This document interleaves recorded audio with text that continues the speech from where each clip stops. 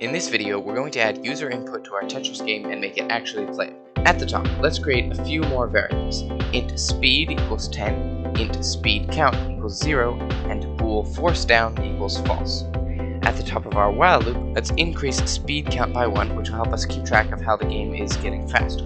Then we'll delay by speed, and we'll set force down to speed count is equal to speed. So speed count will be 0, then 1, and it'll count up to 10, and once it's equal to 10, we'll set force down to true. Now let's add some variables for the player's controls. A float last hold time, set to 0.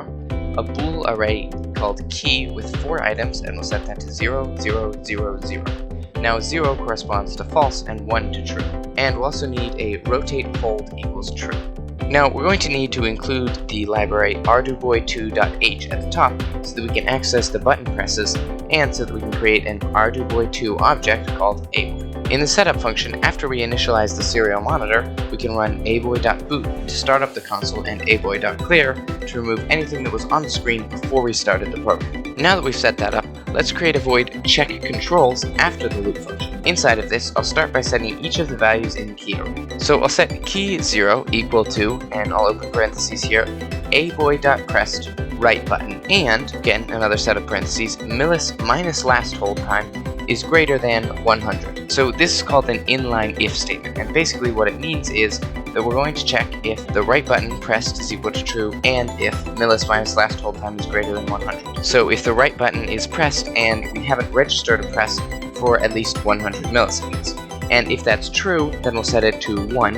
If it's false, we'll set it to 0. So then I'll do the same thing for the item 1 in the key array, except I'll check if the left button is pressed, and then the same thing for the item 2 in the key array, except I'll check if the down button is pressed. The last thing to do is set key 3 to aboy.pressed A button. Then we'll create an int called sum and use a for loop going from 0 to less than 4. Each time we'll increase sum by key I. So at the end of this loop, we'll have summed up all of the values in the key array into the sum variable.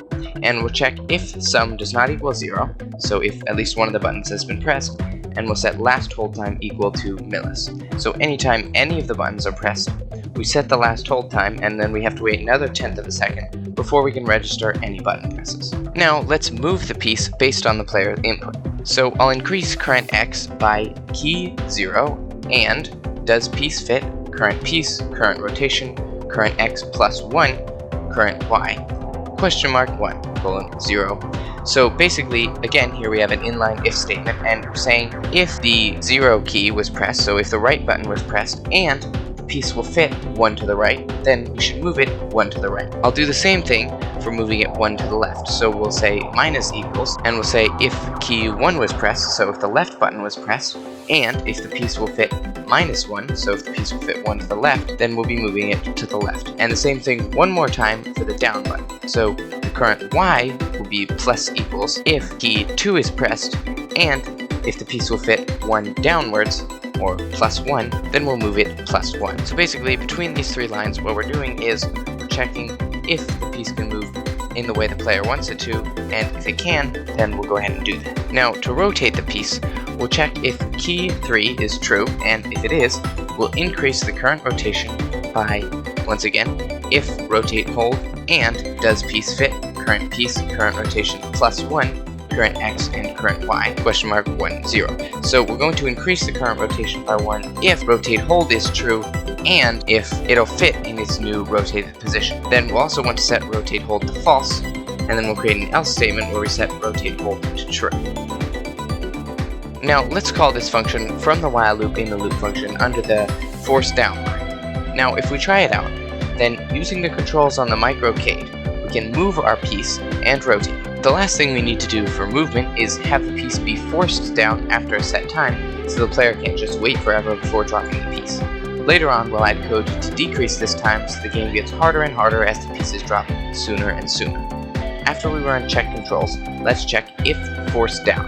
And if force down is true, then we'll set the speed count to 0, so we reset the counter, as we're already forcing this piece down, and then when we get to the next piece, we'll want to wait before we force it down, and then we'll check if does piece fit, current rotation, current X, current Y plus 1. So if we can move the piece down, since we're forcing it down, we'll move the piece down using current y++.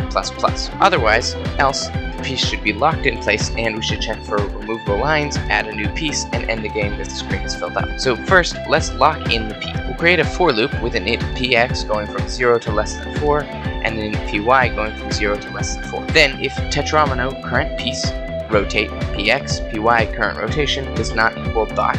So if the current spot on the current piece is solid, we'll set field current y plus py times field width, current x plus px, the current piece plus 1. So this will add the piece to the field, and then we'll add a new piece for the player to deal with. To add a new piece, we'll set current x to field width divided by 2, current y to 0, current rotation to 0, and current piece to ran mod 7. At the bottom, let's set game over to not does piece fit current piece, current rotation, current x, and current y. So we're saying if the piece doesn't fit where it currently is, then it must have been added on top of other pieces, so the screen has to be full, and we have to end the game. As you can see, we can now play it. Be sure to subscribe so you don't miss the rest of the series. I'll put the next video there on the right as soon as it's available, and you can check out my channel on the left for more tutorials about Arduino and the MicroCade.